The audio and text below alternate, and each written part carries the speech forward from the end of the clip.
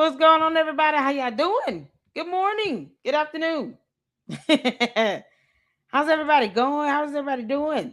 What's happening here? Candice, Zunu needs you.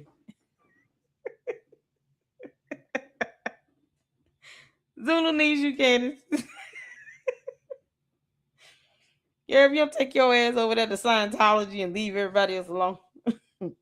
Enjoy those things you got. I heard they can be quite demonic. Oh, Scientology is a cult. What's going on, you all? How y'all doing? My apologies for running behind. I did get the chance to finally do a pre-recorded session with attorney Dennis Sperling this morning, and we had a great discussion. So that video will be dropping. I got to edit it, and I'm going to be putting that out um, as soon as I'm done with this. Plus, I have a second part to it where I will, speak on the Nolan Wells case. I don't know if you guys have, paid attention to that. Young man went out with three other young kids, 18, 19-year-old, to some beach in Mississippi somewhere, and ended up deceased, found dead two days later. So of course we're gonna have to talk about that case. There are a lot of things that don't add up. Personally, I think the parents should have had the teen, that whoever that Jack kid is that had his car keys and car. I think they should call the police on him for auto theft. They did not want to give him the car keys. And then you had the cell phone situation. That's personal property. They don't have the legal right or authority to withhold personal property from the parents, especially after finding out this son was found deceased on this so-called island. You can't make this up. So, Lord have mercy. Let's get some comments in right quick. What's going on, Cheryl? Shout out to the mods and our residential Scientology expert here in the Lady Luck Club. All things Scientology, you guys can ask Cheryl. She will give you information on top of information. Plus, her grandbaby is so sweet. She's our LLC baby. How's that baby doing? Oh, she's so adorable. So much love to you. Thank you so much. I'm first for the first time ever. Hey, beauties. What's going on? Are we using Chris's video? Chris. Did you send me something? I'm sorry, y'all. When I say it's been already a long morning.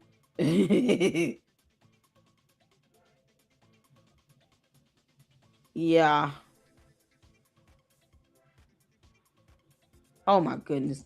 Yeah, it's been a long morning already. It's a good one though. A good morning. We had a great discussion with attorney Dennis Sperling. Shout out to him. So I will be making sure to get that up. And then of course I did a segment regarding Nolan Wells. We'll be talking about that more with our collab with Johnny Walker Dread. So I'm excited about that.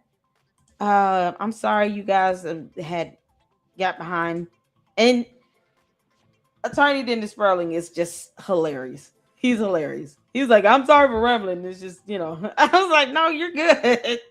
Because I had to ask him, some tough questions like, hey, you truly believe that there would have been a difference if he had a black attorney versus a white attorney? It should be based on the law. And then his explanation, whether you agree to it or not, he at least gave a good explanation and different perspective of it. And that's something we all want to do. We can all disagree here. In the Lady Luck Club, we do disagree. But it's how we handle that. Our disagreement should not lead to the loss of life. That's what it comes down to at the end of the day.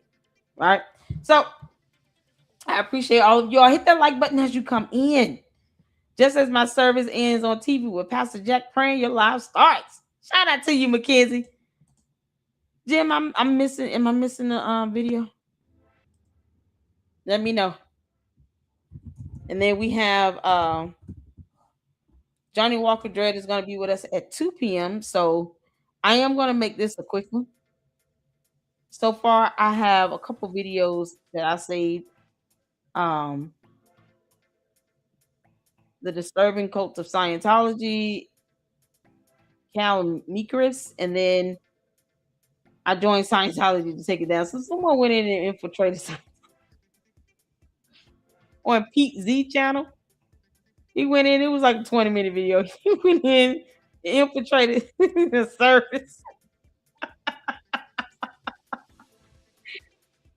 And I only saw like the first 5-6 good minutes of that video clip, but this one infiltrated Scientology. So yeah, this is something else. If you sent me something, Jim, just resend it. Resend it to me. Chris's video. This says, your hair looks cute. LLC. Oh, thank you. Oh, that's so nice. Thank you. What's going on, y'all? I just want to stop crying. Oh, I'm sorry. She goes in depth on Scientology. Yes, Cheryl is our residential expert. He sends me a lot of information and links, you know, answers questions in the chat for you all. The top one, okay, cool. Answers questions for you all. And always make sure that I'm fully aware because I like to be factual here. We will look up information. So, oh my God, I knew I could count on LLC to help me laugh. Y'all, listen, we're going to have a great live. We're going to have some topics to discuss that are going to be tough topics, but we're going to discuss them. Meanwhile, we got aliens to talk about. A galactic. Oh, this Xenu. And nice. Xenu needs you. We're actually ready to give her up. Candace, don't you want to go be Scientologist? Call John Mappin and tell him you ready. He called you. Hello, John Mappin. Yeah, Candace says she ready. She done with Catholicism. They sick of her anyway. Can you give her a membership card for Scientology? Maybe they'll give her 6 months of free auditing. Those Thetans are pretty tough on her. You know that. She is encased in a Thetan. In a whole cocoon shell and everything. Trying to break free. But we refuse to let this alien get away. Come get a John Mappin with your sip ass. Bye. Oh my God. What's going on, Dent? Oh man, Mackenzie, you gotta laugh up in here. All right, y'all, let's get to this. So we have oh Lord, let me make sure I drop her video link in the chat. Call me Chris. I think you guys just call her Chris, right? So I'm just gonna call her Chris. This video got 1.3 million views 2 months ago, and she has 13.1 supporters. Good God. Oh, let me hit that, Jesus. Let that happen. Y'all, we're on the road to 50,000 Luxters here in the LLC. So let's make sure we are spreading the content and subscribe if you have not subscribed to the LLC or the LLC with Sweet Tea. Hit that subscribe button. We are here for this. If you are tuning in on X, thank you so much for your support. Make sure you come to YouTube and hit that subscription. It's free to do. It is free to hit the like button. And I want you to smash it like you mean it. Like you would breaking that Thetan case open. We're just trying to rescue you, Tom Cruise. Don't worry. Leave his bum ass over there, child. So this is the video link in the chat. You guys make sure you go out and support and check her out. Chris out on her YouTube channel. We're here for it. Let's go, y'all. Press the 4 where you can see it here. Warlord named Xenu had a problem. His empire spanned 76 planets, and the population had gotten out of hand. And his solution was elegant. In a monstrous sort of way, he lured billions of people into tax offices under false pretenses, froze them in glycol, loaded them onto DC-8-shaped spacecrafts, flew them to Earth, and dropped them into volcanoes. Then he detonated hydrogen bombs, and the souls of those billions, untethered, disoriented, and subjected to 36 days of electronic brainwashing, attached themselves to the only conscious beings left on the planet. Humans. People like you and me. And we've been carrying them ever since. One man claimed to have uncovered this specific history. And in the spirit of generosity, he built a church to help remove those hitchhiking souls one by one, level by level, and for thousands upon thousands of dollars, no less.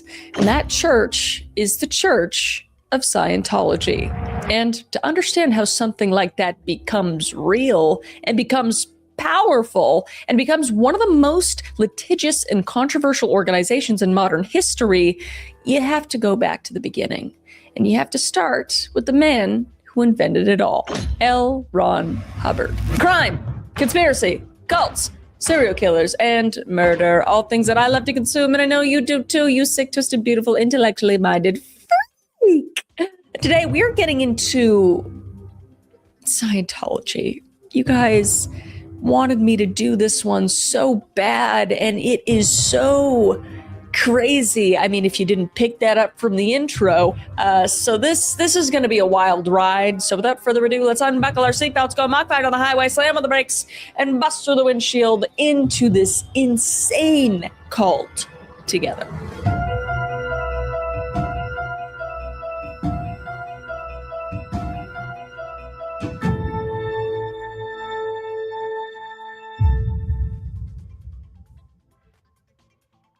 All right, let's pause the video for a second to tell you about today's sponsor, Shopify. Starting something new isn't just hard, it can be pretty terrifying. And when I launched this podcast, the what ifs nearly ate me alive. It, aka classic cult leader. Okay, that's what we're dealing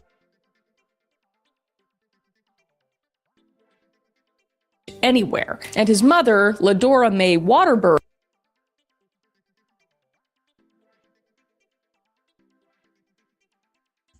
My bad. I don't like the sponsors. the video and supporting the channel, and let's get back to it. Lafayette Ronald Hubbard was born on March 13th, 1911 in Tilden, Nebraska. A quiet, flat town, small enough that everyone's business was everyone else's business too. And his father, Harry Ross Hubbard, was a U.S. Navy officer, which meant the family was always moving. Montana to Washington, D.C., to the Philippines, to Guam. Young Ronald had no time to take root anywhere. And his mother, Ladora Mae Waterbury, held the household together while Harry was away. And by most accounts, the surface of Hubbard's childhood was stable and ordinary enough if you put aside the moving everywhere constantly, which I feel like would do something to a kid. But underneath it, something was forming. And from early on, Hubbard was learning a particular skill, a very practical one at that. He was learning that the version of yourself you present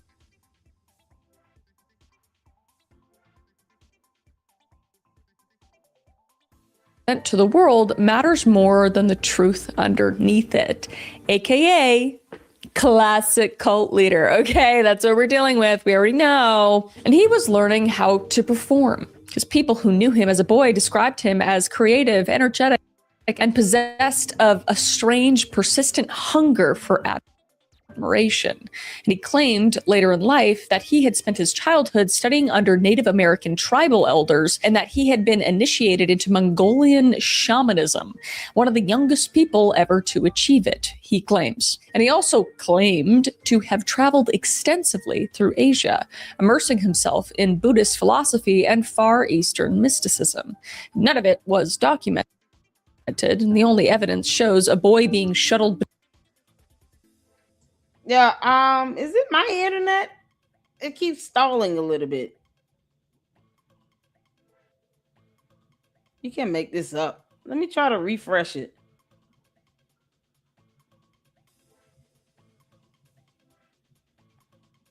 I don't know what's going on. A galactic war.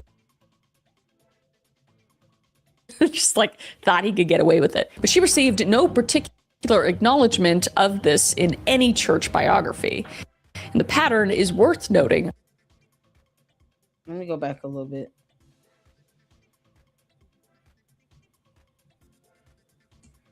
Despite his failings.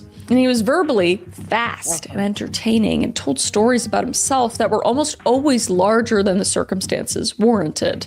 And former colleagues in the science fiction world described him as just being magnetic. The charm, by most accounts, was real. And he joined the U.S. Naval Reserve in 1941 following Pearl Harbor and was commissioned as a lieutenant. And the Church of Scientology's official biography describes Hubbard as a decorated war hero, a wounded combat veteran, and a brilliant naval commander.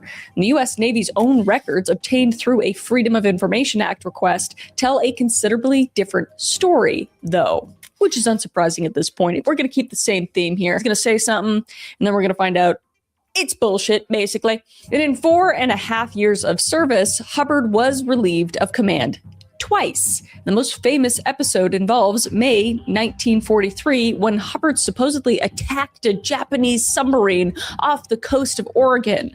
And the Naval's official review found that he had been firing at a known magnetic deposit on the ocean floor. He had shot at a rock and written it up as victory. That's crazy. And he also directed his ship into Mexican territorial waters without authorization, which escalated into a diplomatic incident. And he later claimed 21 medals and decorations, but official records document 4, and none of them were combat achievements. And he claimed he had been blinded and crippled by war wounds and that he healed himself through techniques that would later become Dianetics. But his medical records showed treatment for ulcers and conjunctivitis. And the Navy noted his complaints were largely psychosomatic. So before the war, Hubbard had actually married a woman named Polly Grubb, and they would have 2 children together. And in 1946, while still legally married to Polly, he married his second wife, Sarah Northrup. And by legal definition, that was bigamy. And Polly was left to manage the fallout from a marriage that was still technically in effect while her husband had just simply moved on because that's just how he felt. He just kind of did whatever he felt like, just like thought he could get away with it. But she received no particular acknowledgement of this in any church biography. And the pattern is worth noting early because it repeats itself at every scale. He took what he wanted, constructed a more flattering version of what had happened, and left others to deal with the wreckage. Just a classic. Why do these cult leaders feel like they can just be bigots or polygamists and no one should be concerned about that? They all want to be polygamists. So he had, first of all, the second marriage was not legal because the first marriage was not dissolved. You cannot be legally married to 2 different people in the U.S. But the fact that he felt so comfortable, just let me just perpetuate this polygamy. I'm not going to go to court and do the sensible thing and get a real divorce, but whatever. What the heck is wrong with these morons? It's like the rule of law. Just they ignore it. They don't care. He had fate, valor, stolen valor. That's it. Stolen valor. He shot at a rock in the earth, in the ocean. Well, this stuff writes itself. He shot at a rock in the ocean. That sounds like a move George Farmer would make. You know, crashing his truck into the earth. Like, man, how did you total like your truck? I crashed it into the ditch. Yeah, grass and mud. That's it. Nothing else. Nothing. Not nothing. Now you got this dumb alien sitting here shooting at rocks in the ocean. What the? Oh, all these dumb weirdos. Oh, this is ridiculous. Y'all, we got to start putting limitations on how crazy people are and how serious we should take them.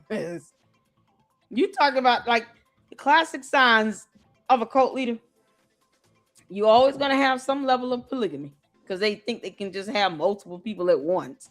Why do they have to go around saying that they're their wives? I don't understand. Clearly, they're not. They're your concubines. Anyone that is not the first legal married wife, everyone else is a concubine.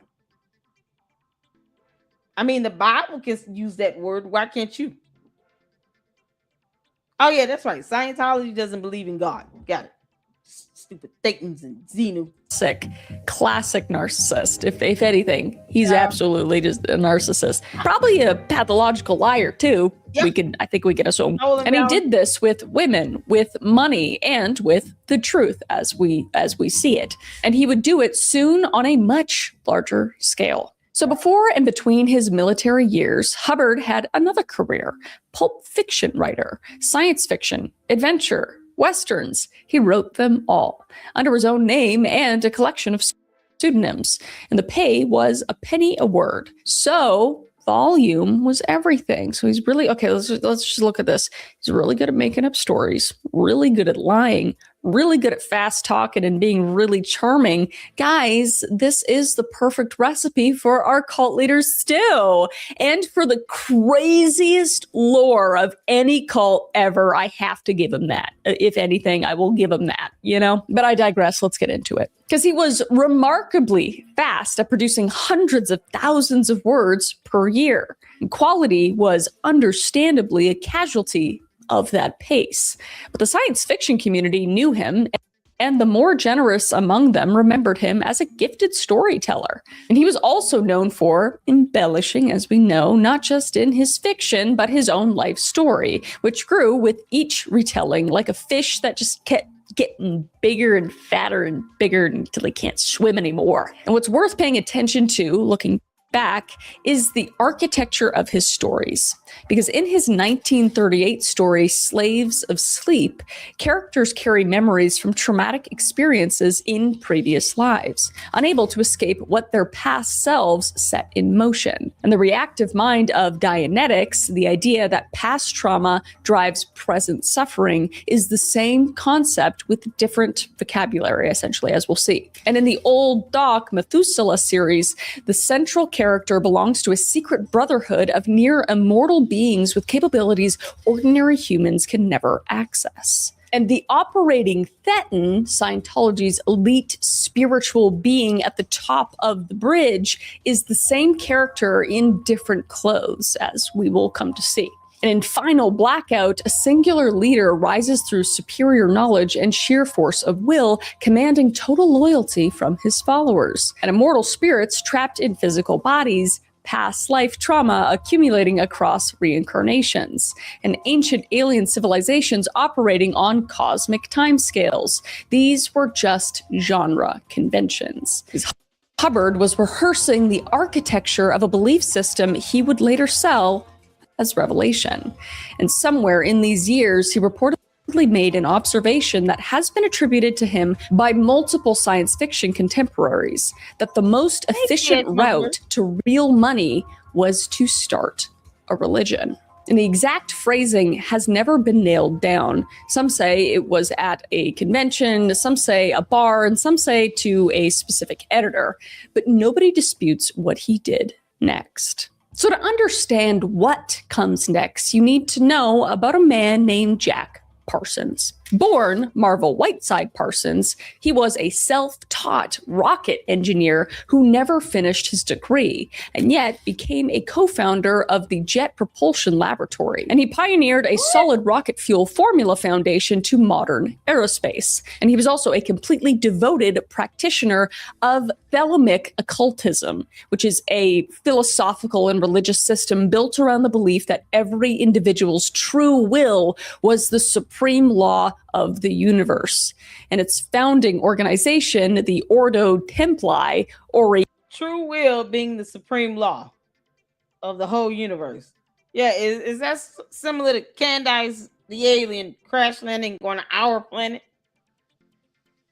And then wanting everybody to believe that she's impervious to our rule of law. So how she feels should trump out laws. Candice, that's the perfect recipe for you to be a Scientologist. Zeno needs you, girl. Bye. Bye, Felicia. Bye, you dumb heifer. Yeah, you can't make this up. Yeah, no. My will supersedes all your laws. So I can just go out here and break laws and do what I want to do, and nothing should happen to me. Yeah, he's definitely from a different galaxy, solar system, universe, alternate reality, and everything in between. Scientists, it's a mouthful of words, worked through a graduated series of initiatory levels, each unlocking more esoteric knowledge than the last. Does this make sense? No. I think that's why it is what it is. You just hear a lot of words and you're like, yeah, okay, that sounds cool. You know, I feel like it's just meant to confuse people. But if that structure sounds at all familiar, it should, because Parsons ran the OTO's Agap Lodge out of his large mansion in Pasadena. So it was part commune, part laboratory, part ritual space. And it attracted artists, scientists, occultists, and bohemians from all directions. And it attracted Hubbard immediately. So Hubbard moved in during the summer of 1945, and he wasted no time making himself at home, including with Parsons' girlfriend. Made himself a little too at home, if you know what I'm saying. And this would be Sarah Northrup, who he would marry later, as we spoke about. So in early 1946, Parsons and Hubbard undertook a series of Thelemic rituals known as the Babylon Working. And the goal was to summon an elemental companion for Parsons. Now, Parsons conducted the operations while Hubbard took notes and directed the sequences. And shortly after the rituals concluded, a woman named Marjorie Cameron appeared in Parsons' life, and he was convinced they had succeeded. So when Aleister Crowley, the system's British founder, heard about all of this from England, he was unimpressed, and he told his colleagues that Parsons had lost his mind and that Hubbard's involvement was particularly embarrassing.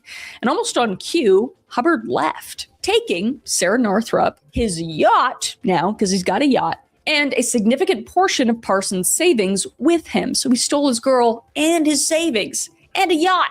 Who is this guy? And he called it a business venture, and Parsons pursued legal action and recovered some of the money in the future.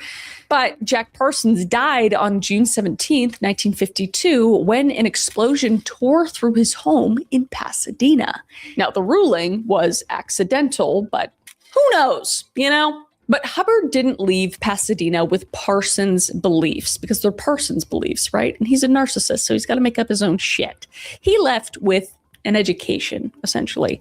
And he had watched how rituals could manufacture psychological states. And he had seen how mystery and staged revelation could hold intelligent people in place. But he took these intelligent people, binding them to a system they couldn't fully disapprove. And he had been taking notes the entire time.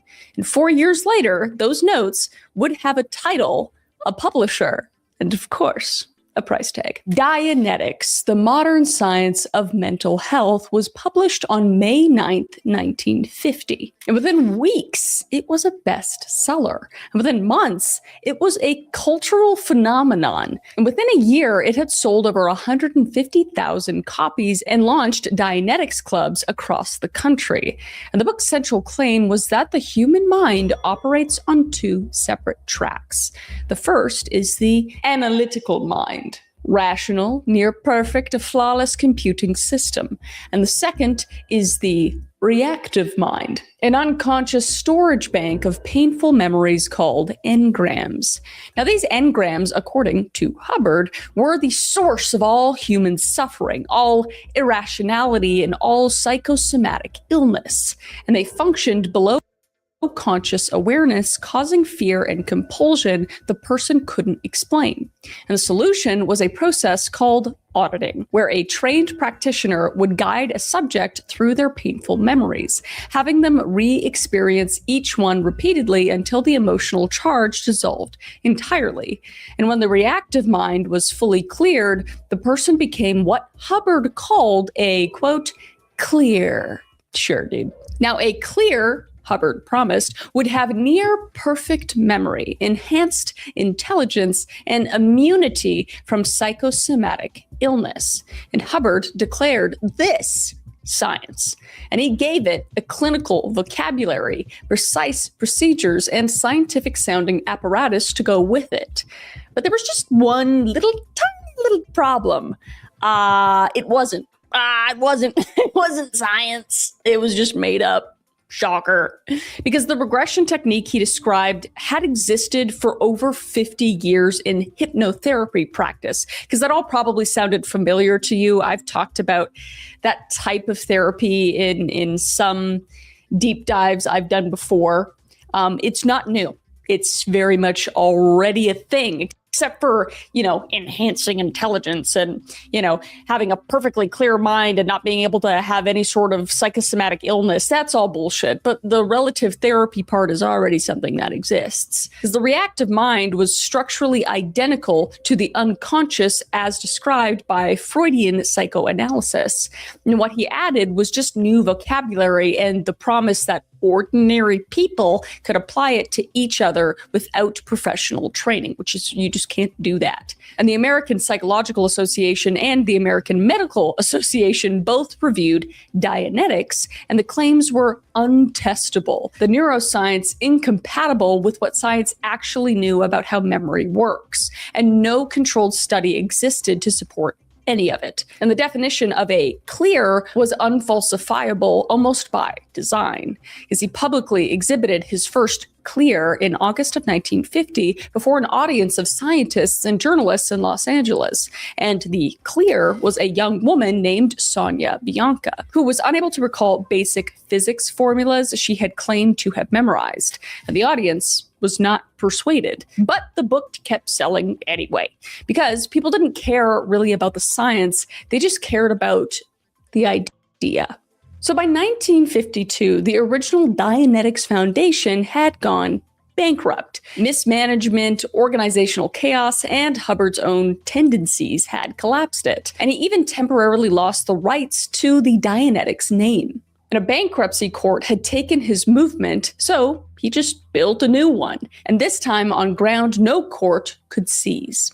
So in 1952, he introduced the concept of the thetan, the immortal individual soul. Human beings, Hubbard now claimed, were not just minds with problems, they were ancient spiritual entities who had existed for trillions of years, accumulating damage across the millennia. And the reactive mind was still there, but it was now just the beginning, a small stepping stone into a far more cosmic drama. And crucially, a self-help business could go bankrupt, but a religious one could not.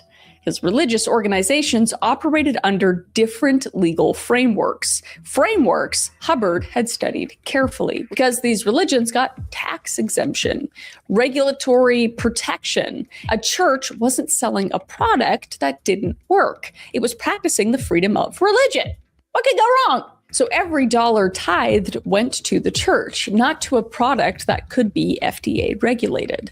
It wasn't a spiritual calling, it was a legal strategy. So this entire religion, like some others, was entirely made up just to get tax-free money, essentially. And so his little cult couldn't be poofed in front of his face, and probably just for his ego in general. So in 1953, Hubbard wrote a letter to a colleague explicitly advising the reframing of the organization as a religion and listing its financial and legal advantages in his own handwriting.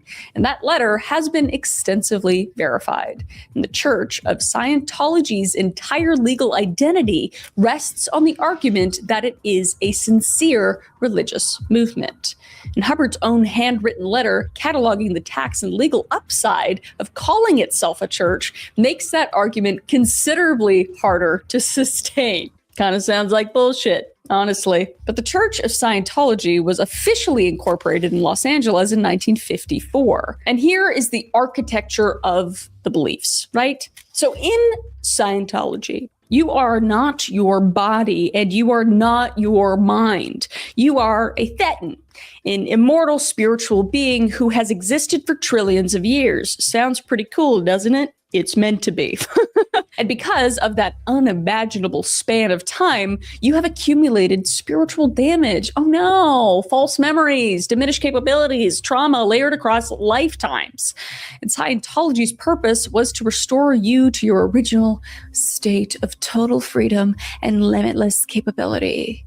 And the tone scale was Hubbard's numerical hierarchy of emotional states, running from -40, which is death, at the bottom, to 40, which is serenity of beingness, at the top. So -40 and 40. And Scientologists were trained to evaluate themselves and everyone around them on this specific scale. And this was in order to identify who was safe to be around and who was not. And in Hubbard's own writing, people operating at the lower end of the scale are described as dangerous suppressors of other survival, people who should be removed from your life. So it functions essentially as a social credit system for deciding who belongs in your world. And that brings us to the bridge to total freedom, which was the path through it all. A sequential program of courses and audition sessions, each level requiring payment before you could advance to the next, naturally. Payment, tithing, untaxable tithing. And at the lower levels, you were addressing the engrams Dianetics identified. And at the upper levels, you were handling ancient spiritual entities attached to your body and unlocking knowledge of events in Scientology's deep cosmological history. And this is the genius of the architecture, though, because it honestly is kind of genius. Because the further you climbed, the more you knew. And the more you knew, the more special you felt. And don't we all just want to feel special? That's all. We're all the main characters in our own life, and we want to be the best main character we can be. So Hubbard was just like, make everyone think they're special, but they're actually stupid. Am I right? I'm just kidding. But no, that's actually what he thought. Because the more special you feel, the harder it is to imagine walking away. And every level was another achievement, another step toward a truth that outsiders or even members who hadn't gone as far could never access. So it exploited something fundamental in us all, just the human desire for hidden knowledge, the thrill of being among the few who understand what others cannot. It wasn't about intelligence. It was about belonging to a secret club where the revelations never stopped coming, aka a cult. Okay. And if you started doubting, you had already spent thousands of dollars and years of your life getting there. So leaving meant admitting all of that was gone. So it wasn't a trap for stupid people. It was a trap for curious ones. And then there was the E-meter and the art of auditioning. Now, the electropsychometer, the E-meter, I'm going to say, is two metal cylinders connected by wires to a circuit. and you hold one in each hand. And when the electrical conductivity of your skin changes, which happens when your sweat glands activate, which can happen for any number of reasons, including nervousness, discomfort, or simply just being a little hot, a needle deflects on a dial. And it is, at its core, the same underlying technology as a polygraph machine, if you're familiar with those. It's like a lie detector machine, you know? And Scientology claims it measures the mass and motion of mental material, aka the energy content of engrams in stored spiritual matter, aka bullshit, okay? And the FDA ruled in the 1960s that it had no demonstrated therapeutic value. And independent scientific analysis has consistently found it measures galvanic skin response and literally nothing more. And what makes auditing genuinely powerful and genuinely dangerous is what happens to everything said in that room. Every secret, every fear, every dark memory, every transgression is recorded. And every session across every level logged and archived. Remember that. Former members have testified extensively that this information was used as leverage, blackmail, right? Because if you decided to leave the church would use what you had disclosed against you. So the intimacy of auditing was very real, and so was the mechanism underneath it. The confessional functioned as surveillance, and none of it happened by accident. And everything about Scientology was built the way it was for a reason, and the reason all trace back to the psychology of the man who designed it. Let's take a quick pause to talk about bad habits. Now, quitting smoking or vaping isn't really about nicotine. It's about the habit, the hand-to-mouth motion, the fidget, the little pause, white knuckle through it, and around day 5, the cravings just hit hard. And that's where Fume comes in.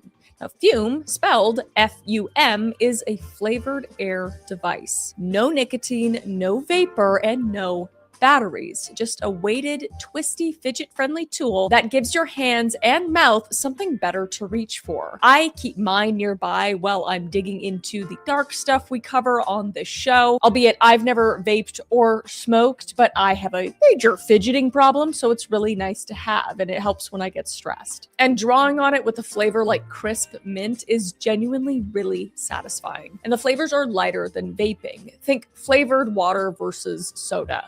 And crisp mint's the strongest, best for heavy users. And raspberry's tangy and on the sweeter side.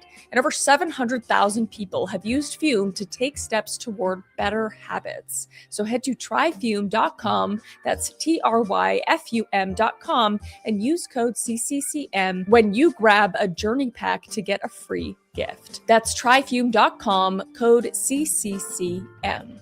Don't just try to quit, upgrade the habit loop. Thank you so much to Fume for sponsoring the video and supporting the channel, and let's get back to it. Now, Hubbard's personal finances were unusual for the leader of a nonprofit religious organization, and former members described watching large cash deliveries personally received by him. What? A cult leader taking all the money for himself? I've never heard of such a thing. Investigators documented flows of organizational money into his personal accounts. And he lived very well while Sea Org members earned $10 a week. And we'll get into the Sea Org people in a minute. And the internal culture of Scientology increasingly reflected its founder. The paranoia, the conviction that the outside world was fundamentally hostile, the belief that the mission was important enough to justify extraordinary measures.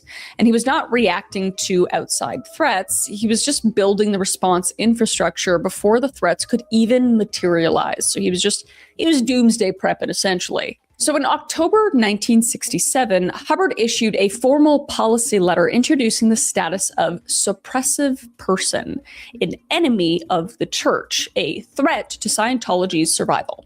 And he was very specific about what could be done to them. And the fair game policy stated that a suppressive person may be deprived of property or injured by any means by any Scientologist without any discipline of the Scientologist. So basically anybody could do anything to them without being held responsible for it. So they could be, in Hubbard's own words, tricked, sued, lied to, or destroyed, whatever that means. And this was not a metaphor. It was official church policy. And in October of 1968, following public backlash, Hubbard issued a follow-up order retiring the phrase fair game. And he was careful to note that the change only affected the terminology, and the underlying treatment of suppressive persons was to continue unchanged. And one of the most documented early applications involves a journalist named Paulette Cooper, who published a book about Scientology in 1971. And what followed was a multi-year campaign against her. Bomb threats were made in her name, and an operation was run with the explicit goal of having her criminally indicted for those same threats. And the campaign had an official name inside the Guardian's office, and it was Operation Freakout. Pretty lame name to me, but what do I know? And the stated purpose overall was written down by Hubbard himself, and it was to, quote unquote, harass and discourage rather than to win. And the documents detailing all of this were among the 48,000 files the FBI seized years later. And courts in multiple jurisdictions have found the fair game policy to be real and to have been applied against real people across decades. And the church continues to deny its existence. And as recently as 2023, former member Leah Remini filed a lawsuit citing ongoing fair game harassment, surveillance, smear campaigns, coordinated contact with her employers and family. And the tactics described are identical to what Hubbard put in writing in 1967. The name was just retired, but the policy was not. But then there is the Sea Org, which I mentioned briefly before, and now we're going to talk about. So in 1967, Hubbard resigned from his formal positions in Scientology's organizational structure and took to the water. And he established a floating headquarters aboard a fleet of ships, eventually centered on the flagship vessel Apollo. Literally became Waterworld out there, swear to God. The stated reason was philosophical, of course. Freedom from any single government's jurisdiction and the ability to pursue advanced operating thetan research without interference. Basically, he just wanted to get away from the law and just be able to do whatever he wants. And, you know, the waters are lawless. They're not actually lawless, but you can get away with a lot more on the water, basically. So the more observable reason was that Hubbard was facing growing scrutiny from multiple governments, framing every conflict as a coordinated psychiatric conspiracy, using external pressure to deepen internal loyalty. And he was actually banned from re-entering the United Kingdom in 1968. So international waters were just a little bit more hospitable than any shore at this point. And the Sea organization was formally established in 1967 as Hubbard's Elite Corps, a paramilitary structure of Scientology's most devoted members, living and working aboard ships under rigid discipline, like a bunch of weird pirates or whatever that believe in that they were just aliens that were put on Earth in volcanoes and like were mystical beings or whatever. So working days routinely ran 14 to 16 hours, and members wore naval-style uniforms and operated under a hierarchy of ranks, and their salary was $10 a week. Damn! Even for that time, that's really bad. And the Sea Org, or Sea Organization members signed contracts. That's the thing that get me right there. Salary is $10 a week. That's flat out slavery. Period. You can't make this up, Candice. Since you don't care about the United States of America or our laws, I think Scientology would be the best thing for you. $10 a week? It's incomprehensible. And just like I said earlier, she just, Chris just confirmed it. He wanted to live above the law. And that's what happens when you have these narcissistic cult leaders. They want to exist above the rule of law. They want to do what the hell they want to do. And they want to scream how nothing's fair and it's a witch hunt and you all are coming for me and blah, blah, blah. No. You want to break every single law, including laws around marriage. You can't even just legally be married to one person. How did the courts let that go through? How did the second marriage go through when the first marriage was not dissolved? And then he didn't even bother to get a divorce. So he doesn't believe in divorce. Scientology doesn't believe in divorce. You can't make this up. But this Scientology is such a cult. It's such a cult. The idea, no, it's too much for us to go and do things the right way. Well, why? Everyone else has to do this. What do you mean? And he had a mistress. That's what I'm saying. Anyone else after the first legal wife was a concubine. You can't even say if he loved these women. He's just getting them, he's just racking them up. Oh, man.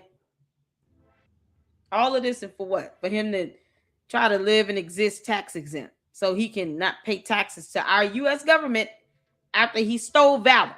They should have locked his ass up for that. I have zero respect for anyone that is willing to lie about their military service. You have people that are out here fighting and they put their heart and soul into it. Come back with missing limbs. Some don't come back at all. And they go out and they actually do their job and proudly serve their country. And you got people like L. Ron Hubbard stealing valor, lying. It's disgraceful. It's disgusting. I can't respect people like him. And then you create a cult and you pay out slave wages. Now you're just a flat out embarrassment to all of humanity. $10 a week. Yeah, did y'all know the kids to them are just small versions of adults? They don't even see and treat kids like kids. Stupid cult sitting here just growing and festering in the United States of America. We're too nice. We should have already stopped our Scientology a long time ago. Of service for, wait for it, a billion years. They signed a contract to work for a billion years because remember, they're trillion-year-old beings. So what a shitty contract. 10 bucks, although $10 a week for a billion years, that adds up. And it was not figuratively, it was literally the same commitment across every future lifetime, essentially. And children as young as 6 were signing these contracts, by the way. And adults who grew up on the ships described childhoods of grinding labor, constant ideological pressure, and fear of discipline that hovered over everything they did. And one of Hubbard's preferred punishments was having members thrown overboard into the harbor, sometimes from the upper deck, which is a considerable fall in front of the entire crew, mind you. And Sea Org members who committed serious infractions were assigned to the Rehabilitation Project Force, or the RPF. And that included hard physical labor, restricted diet, isolation from others, and intensive re-indoctrination sessions that could last months or years. And for those who failed to progress in the regular RPF, there was the RPF. Yeah, slavery. It's slavery. You have them acting and existing as indentured servants.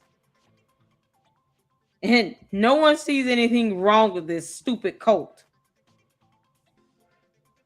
They don't want you to exercise the First Amendment right to call them morons or anything. And then they try to weaponize it as a religion when it's only convenient for them. Because they think that calling themselves a religion will keep people from talking about them. No, you're a cult that turn people into indentured servants and that stalk people and retaliate because you can't handle words. This is dangerous. They go against the very idea of the right to live and exist, let alone represent anything regarding our rule of law adequately. All it is because L. Ron Hubbard was sick and sadistic, a narcissist that wanted to have multiple women, just collect people money from people, not pay taxes on it, and do some horrible, sick things to kids and to other people against their will.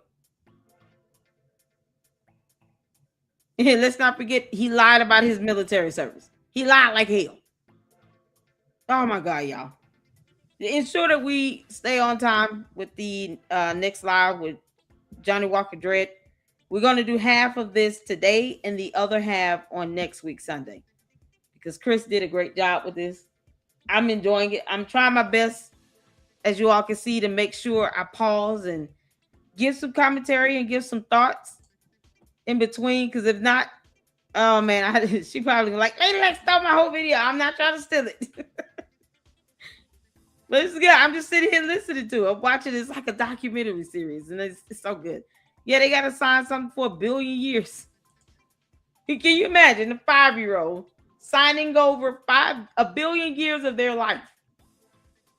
And then they're still sitting there trying to figure out, what does that number look like? No, sign here. You got to give us 1 billion years of your life. People live that long? Will I ever be 1 billion years old? You know how confusing that is to a child that might not even understand how to write that number out. 1 billion years. Like, can you imagine it? That's how stupid they believe in reincarnation. That's how stupid this code is. They still see nothing wrong with that. What you mean I'm giving you 1 billion years?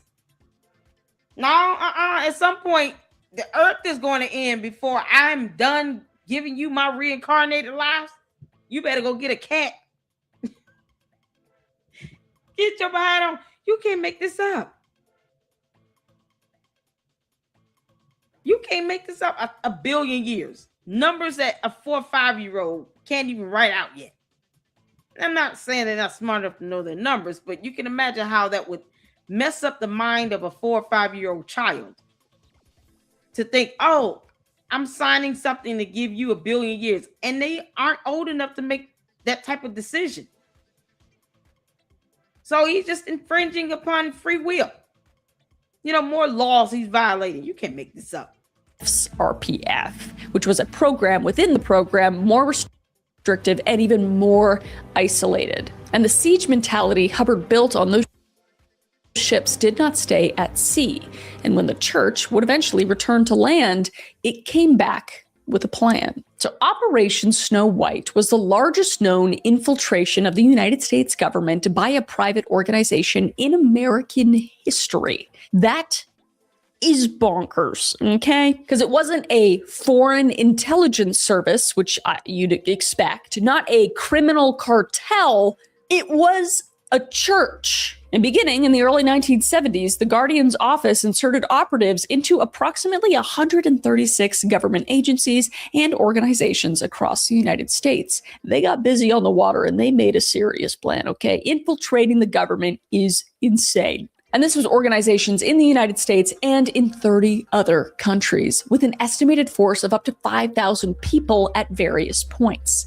And the stated objective was to locate and destroy what the church calls false reports about Scientology in government files. And the method was to place agents inside those agencies who would steal the documents.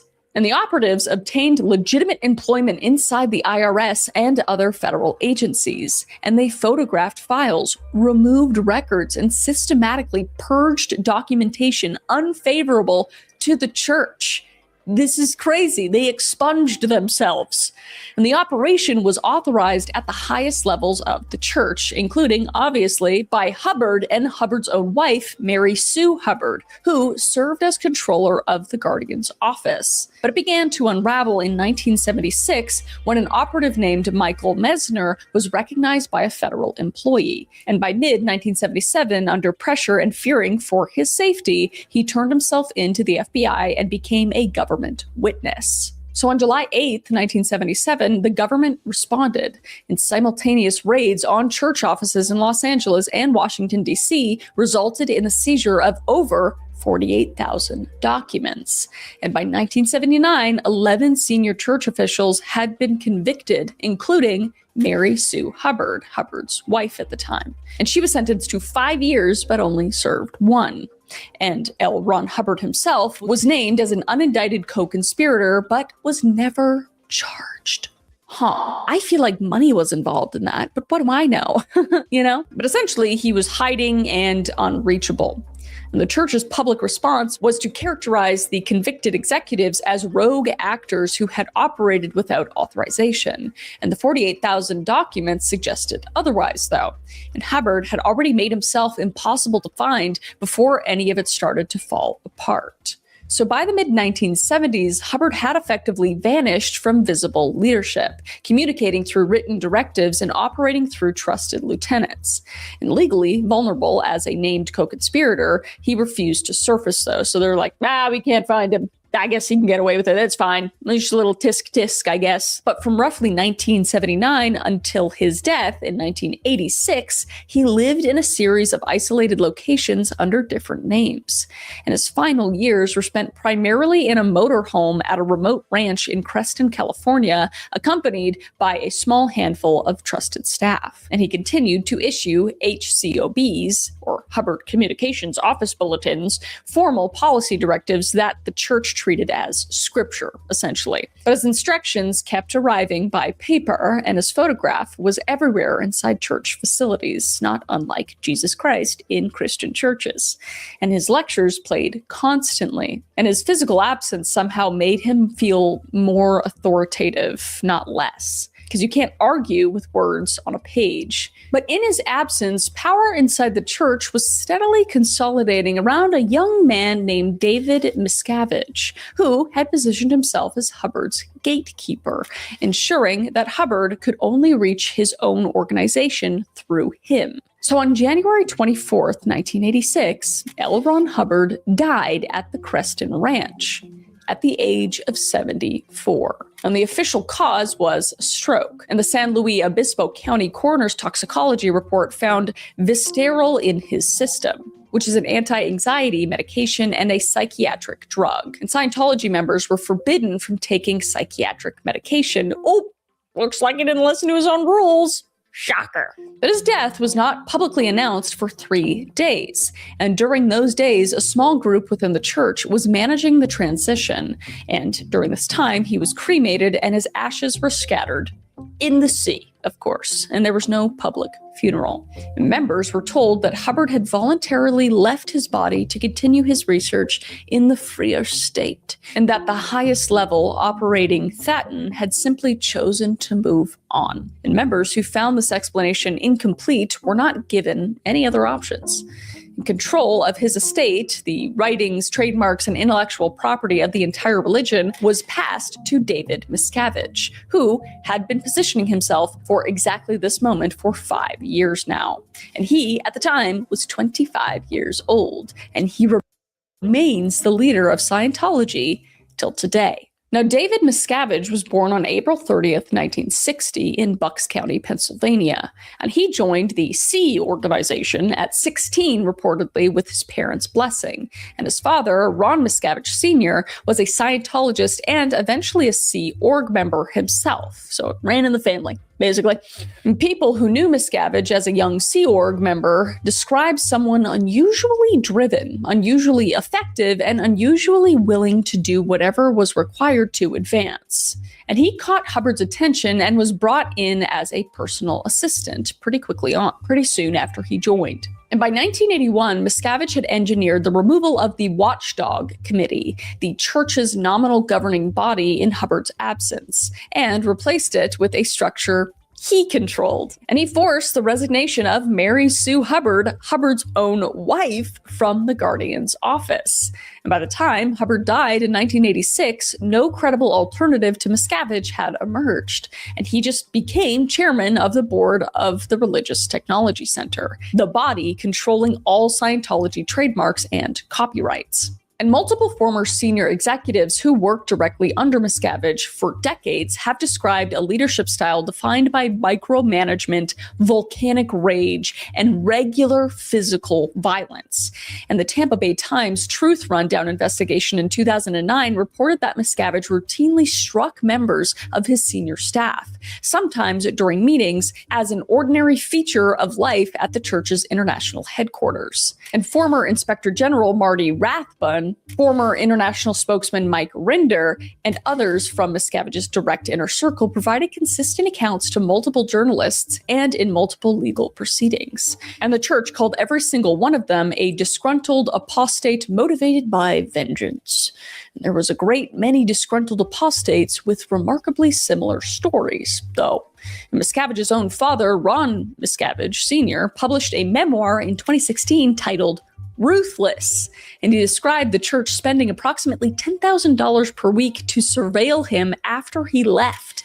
And he described, on camera, suffering a cardiac episode while still inside the church, and being told that David had decided to wait and see whether his father survived on his own before intervening. What a monster. That's it? For now. Sorry, I know the background changed, and I changed. It's a different day. Just saying, it's a different day, basically. Anyway, let me continue. And then there was Michelle, or Shelley Barnett, who was actually born into Scientology. And her mother, Florence, or Flo Barnett, was a longtime member and eventually a senior church official. Now, growing up, Shelley's entire world was the church, her community, her education, her social circle, and her sense of purpose. And to understand what happened to Shelley, you first have to understand what happened to her mother. So by the mid-1980s, Flo Barnett, Shelley's mother, had fallen out of favor with church leadership. And the reasons have never been fully documented, but the result was definitive. She was declared a suppressive person. Very bad. And under disconnection policy, that meant her own daughter, now married to the most powerful man in Scientology, was required to cut off all contact with her. Now, Shelley and David disconnected from Flo entirely. A mother declared an enemy erased from her daughter's life by institutional decree. Extremely sad. And on September 25th, 1985, Florence Barnett would be found dead in her Los Angeles home. Now, the ruling was, and it was allegedly by gunshot. 3 shots specifically, though, to the head and to her chest. So, gonna safely say, I'm not buying it. And it was also with a rifle. Forensic investigators noted, with some understatement, the obvious physical difficulty of that entire scenario.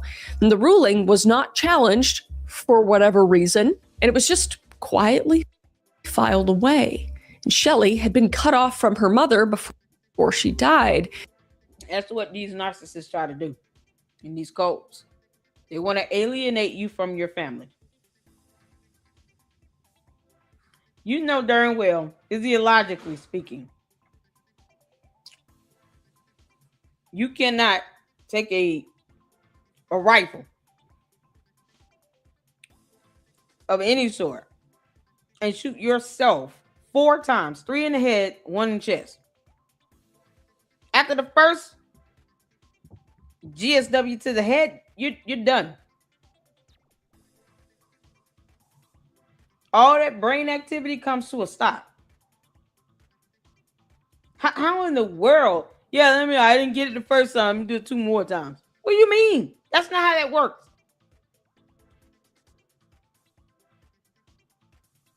If you have the weapon pointed directly at the head, at the brain, you put a bullet through that, you're done. You're not going to be able to raise that gun to do it 2 more times and then do 1 in the chest with a rifle. You can't make this up. And they want people to buy that BS. I'm with Chris. They full of shit. This stupid cult has done nothing but try to exist tax-free in our country. And they force themselves upon people. You try to get out, they're stalking you and trying to get you back in. Leave us alone. Get the dumbass cult out of our country.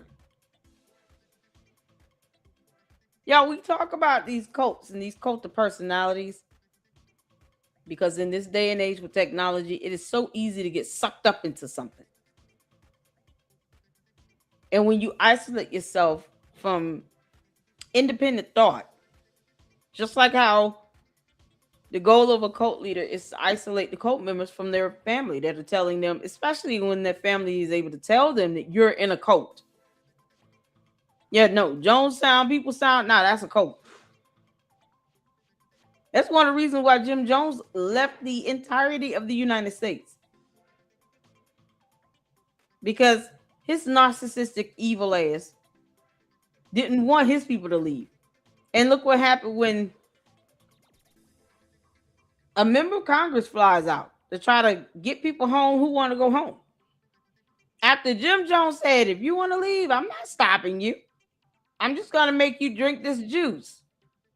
And then shoot at you on the way to the airport, to the airplane. A man risked his life to go to another country to get people out, to bring them back to the U.S. And he lost his life doing that. Because Jim Jones, the cult leader, couldn't handle losing power, control over somebody. You end up being a part, I don't care if it's a YouTube channel, I don't care what it is. And they have a problem with you leaving the group. You might want to think twice. They alienated this woman from her own mother, and then her mother's found deceased with 4 shots in her body. Man, come on. And they call it a self-termination. Yeah, stop it. They full of shit. They don't want to admit all that murder, but yet they keep doing it. Fully documented, but the result was definitive. She was declared a suppressive person. Very bad. And under disconnection policy, that meant her own daughter, now married to the most powerful man in Scientology, was required to cut off all contact with her. Now, Shelley and David disconnected from Flo entirely. A mother declared an enemy erased from her daughter's life by institutional decree. Extremely sad. And on September 25th, 1985, Florence Barnett would be found dead in her Los Angeles home. Now, the ruling was, and it was allegedly by gunshot. 3 shots specifically, though, to the head and to her chest. So, gonna safely say, I'm not buying it. And it was also with a rifle. Forensic investigators noted with some understatement the obvious physical difficulty of that entire scenario. And the ruling was not challenged for whatever reason, and it was just quietly filed away. And Shelley had been cut off from her mother before she died, and whether she was permitted to grieve or how is not something the church has ever addressed. Now, Shelley and David Miscavige had married in 1982, and she wasn't simply the leader's wife. By the late 1990s and the early 2000s, she was one of the most powerful operational figures in the entire church, effectively running day-to-day administration at the international headquarters in Hemet, California, known internationally as the Gold Base. And people who worked alongside her described someone as driven and as capable as her husband. She was not by any means a peripheral figure. She was a co-architect of the institution. And somewhere around 2005 or 2006, something changed. And former members have described an incident in which Shelley made a series of personal reassignments without David's explicit authorization, filing positions on her own initiative. And in an organization where Miscavige's control was absolute and unquestioned, that is, David's, that was not a small thing. This was very bad. And she was removed from her position because of that, allegedly. And she was removed quietly, and then she was just gone. And the last confirmed public sighting of Shelley Miscavige was in August of 2007 when she was briefly escorted to her father's funeral.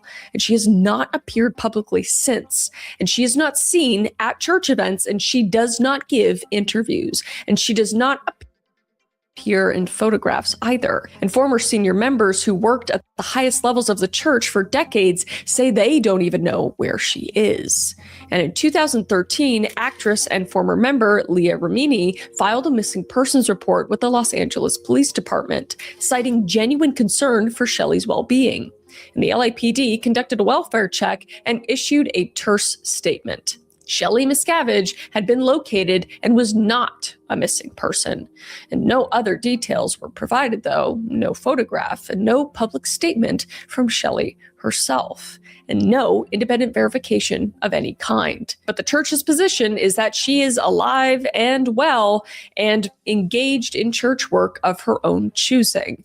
And former members familiar with church operations believe she is held at a remote church facility in the mountains of San Bernardino County, one of the several isolated properties the church owns and controls, accessible only through church channels, monitored by church staff. And she has a family outside the church, and they have not been able to reach her either, though.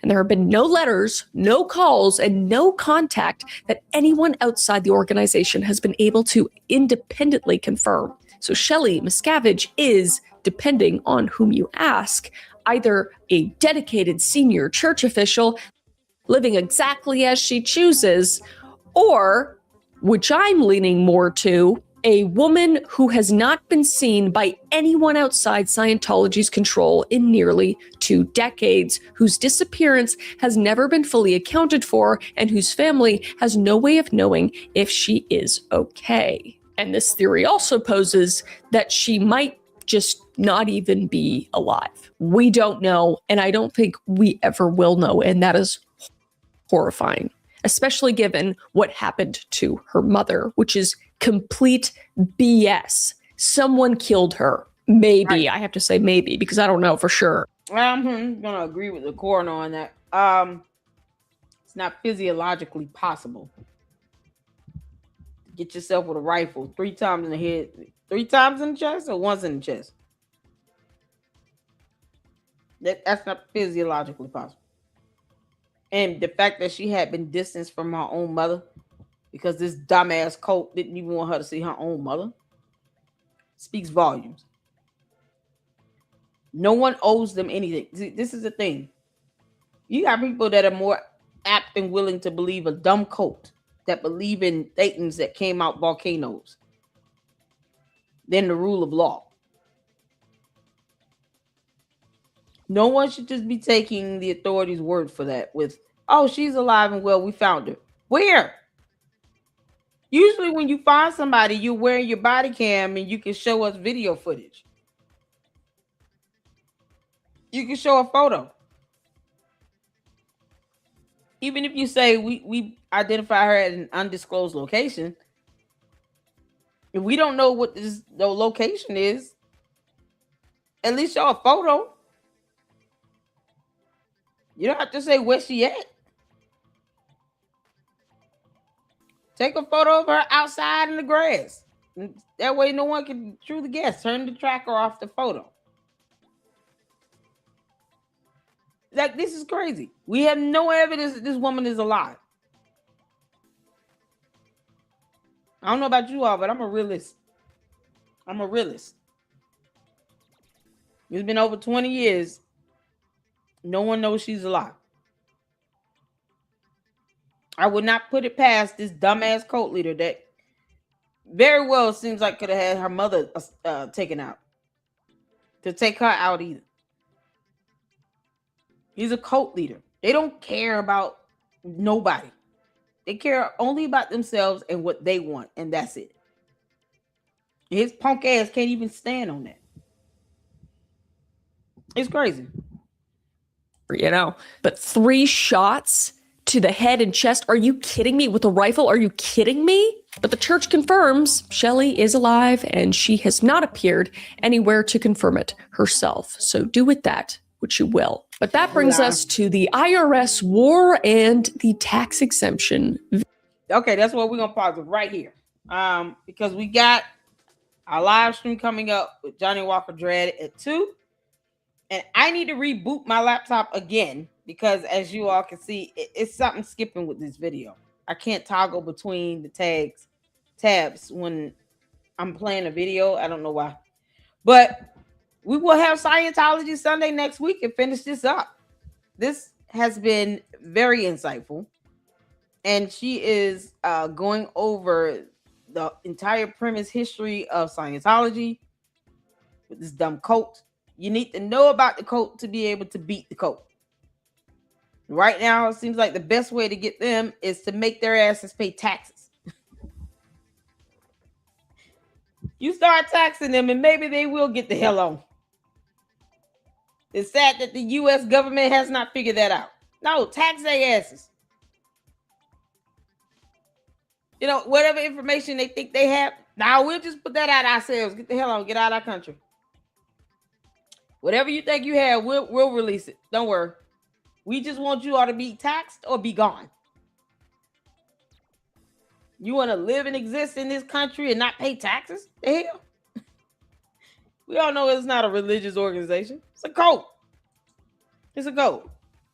So we have next week, we will be finishing up part 2 of the origins of Xenu, the boy, girl, warrior princess. Candace, let us know when you join the Scientology. You and Tom Cruise can jump on couches together. And we got our next live to get to you all. So tune in if you can and join me over with Johnny Walker Dread. If not, I will see you all in the next one.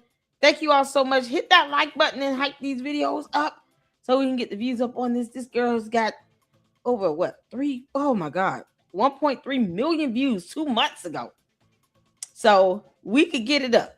And we are on the way to 50,000 Luxters here in the LLC. So subscribe to the Lady Luck Club if you have not subscribed. We do talk about these dangerous cults and they need to be blasted out every chance we get. You get this dumb cult out of our country. We're not in the mood. All right, y'all. Be good until the next one. Lady Luck Club out. Deuces.